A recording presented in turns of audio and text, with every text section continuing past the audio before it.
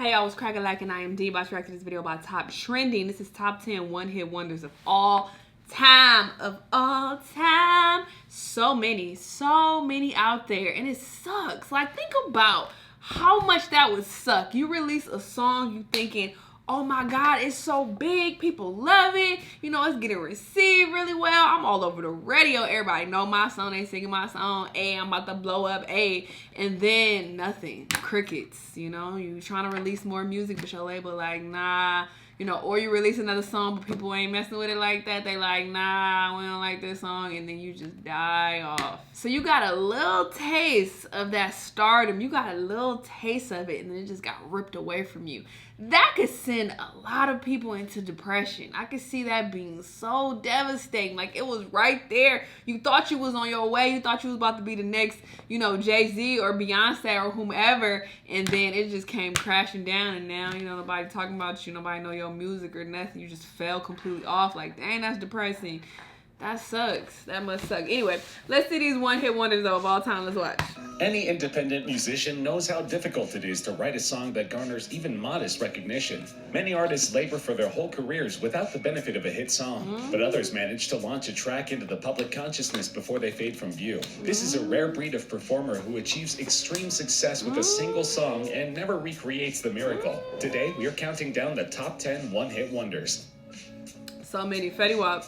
Oh, this song. There's no denying that the 2012 song Somebody That I Used to Know, performed by Gautier and featuring Kimbra, was an earworm. The song was totally ubiquitous for many months after its release. The song has sold more than 13 million copies worldwide, becoming one of the best-selling digital singles of all time. And on top of this, the YouTube video has more than 1.2 billion views. However, Gautier didn't stay in the spotlight long. The Belgian-born Australian toured on his album Making Mirrors in 2013 and immediately announced a hiatus from the project. It turns out Gautier isn't really interested in the fame and fortune that accompany most hit songs. He didn't allow YouTube to put pre-roll ads on his videos, in a move that allegedly cost him $5 million. Gautier said in a statement, "I'm not interested in selling my music. That's the reason I don't put ads on my YouTube channel," which seems strange to people in today's climate, but that is a decision you can make. He must got money. I'm like that with all my music. I generally never want to sync my music for products. Gautier also agreed up front to give 50% of his Somebody That I Used to Know royalties to the estate of Louis Bonfa, whose 1967 song Seville is sampled on the track. No way, no he broke said person there was a moment where I could have considered going to court, but I didn't want to spend that time of my life doing that. In the years since his breakthrough success, Gautier has been featured on a few other artists' tracks, but otherwise has shied from the spotlight completely. Okay.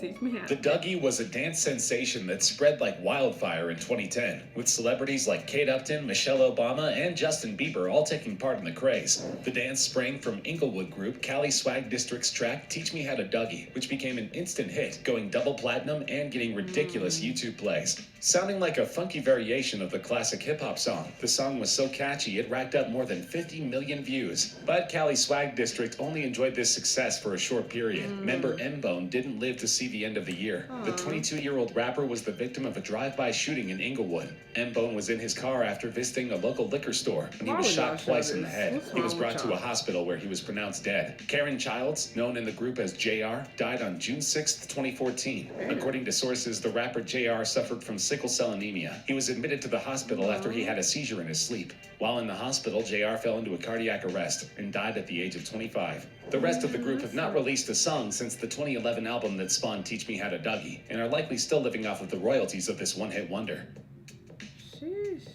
The Scott Kevin Little Coombs, better known as Kevin Little, is a singer from St. Vincent whose 2003 song Turn Me On launched him from an island favorite to an international superstar. Prior to his musical career, Little had subsisted on day jobs such as customs officer and radio disc jockey. Investing his savings of $1,500, Little recorded Turn Me On as a soca ballad in St. Vincent and the Grenadines in 2001, and the song subsequently became a radio hit throughout the Caribbean. Describing his path to success, Little said, "I came out of the ghetto. I never had anything big. I remember the days I didn't even have 5 cents in my pocket," he said. "I remember days seeing my mother cry because she was alone and supporting the family, and she was getting hell at the job she was doing." But his success was short-lived. He signed with Atlantic Records in 2003 and released his major label debut. While it charted in a few overseas markets like the UK and Australia, Little never managed to recreate the success that he had with Turn Me On. After an album in 2008 and 2012 flopped, Little retired back to his island home to continue to live on the royalties from this early 2000s hit. Ooh. Sean Kingston is a Jamaican-American singer, songwriter, rapper, and record producer. He was born in Miami, but stayed true to his Jamaican roots musically. All throughout his youth, Kingston had ambitions to be a rapper. He didn't have a natural singing voice, so he practiced every day until he felt comfortable writing his own songs. His breakout hit, Beautiful Girls, which is based around the bassline riff from Ben E. King's Stand By Me, was written by the then 16-year-old Sean Kingston in a couple of hours. The lyrics describe the feelings of a teenage boy when he's dumped by his girlfriend. The song benefited from extensive airplay before its digital release, reaching as high as number 17 on the Hot 100. On July 24th, Beautiful Girls was accidentally leaked onto the US iTunes Store 2 days before the planned release date. The week after the song's digital release, it hit number 1 on Billboard's Hot Digital Songs, debuting with 260,000 downloads in its first week. But Kingston simply couldn't recreate the magic. After releasing 2 more albums that barely moved the needle, he effectively retired from music. These days he will occasionally play a concert for a quick check, but for the most part he's still riding high on the royalties from Beautiful Girls.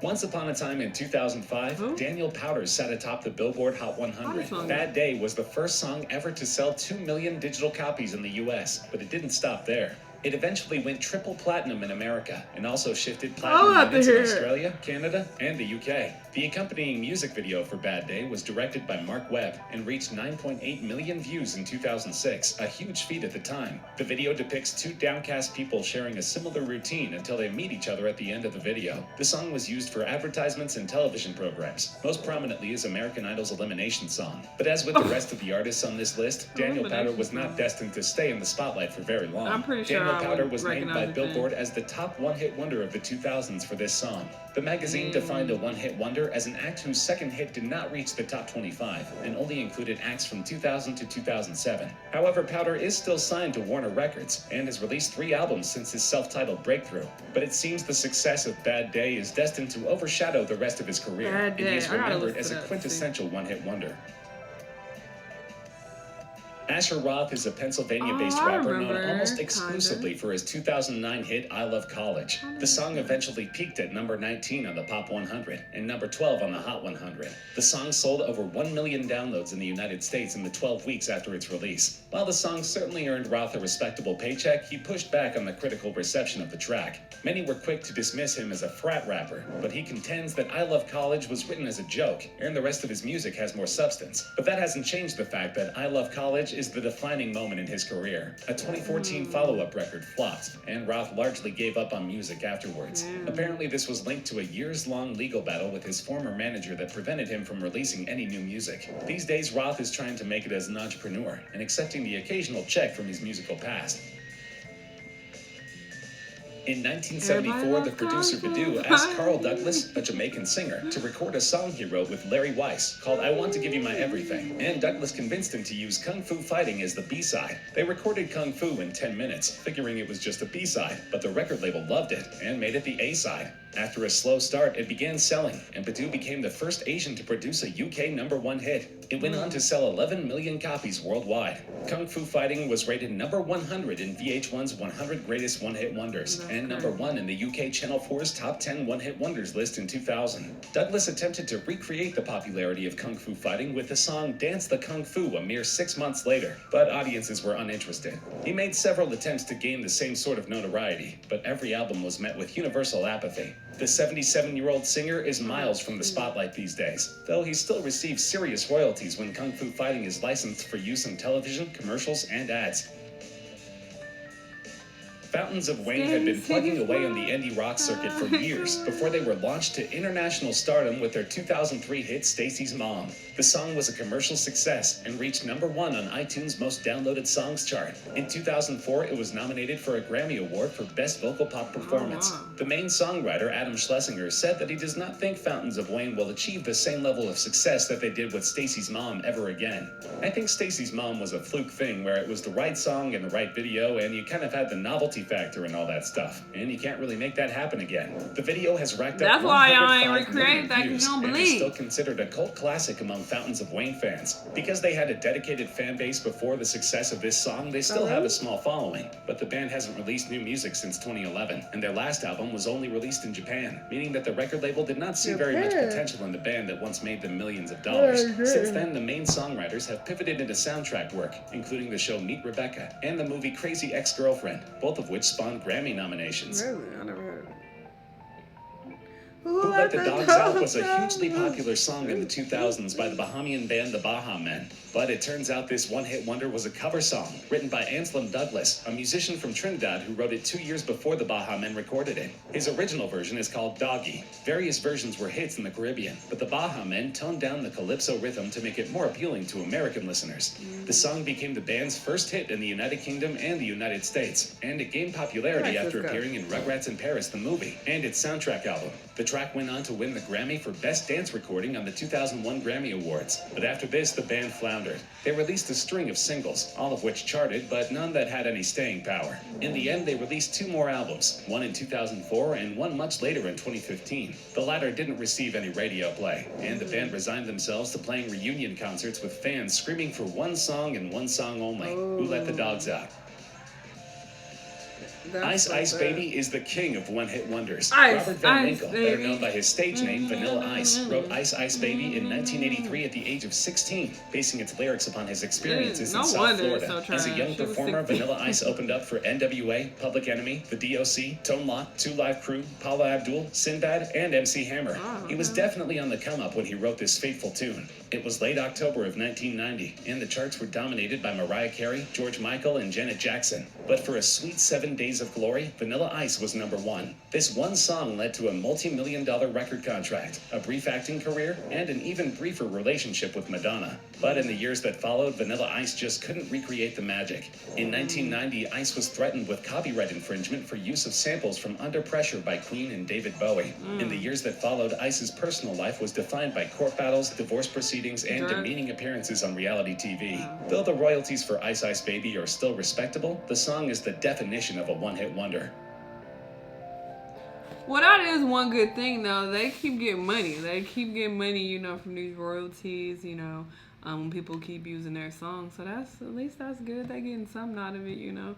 But yeah, that must suck to have a super duper popular song and then just like nothing, you know, people ain't fucking with you like that. Like, that's wild. These were some really popular songs. I did want to, oops, my bad. I did want to look up that one dude, though. What was his name? It was called Bad Day.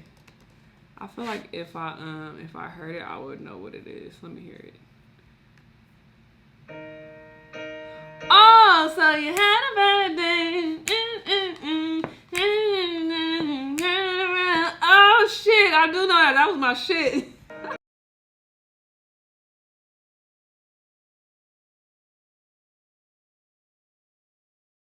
Oh yeah, that song's been in hella movies and shit. I know that's. I mean, that was not my shit because I don't even know the lyrics, but I definitely have heard that many, many times before. Dang, that's crazy. That's crazy. These one-hit wonders, they couldn't recreate that success. It is what it is. But this was an interesting video. Y'all let me know what y'all thought. Let me know what other videos you want me to react to, and I'll see you in the next one. Bye.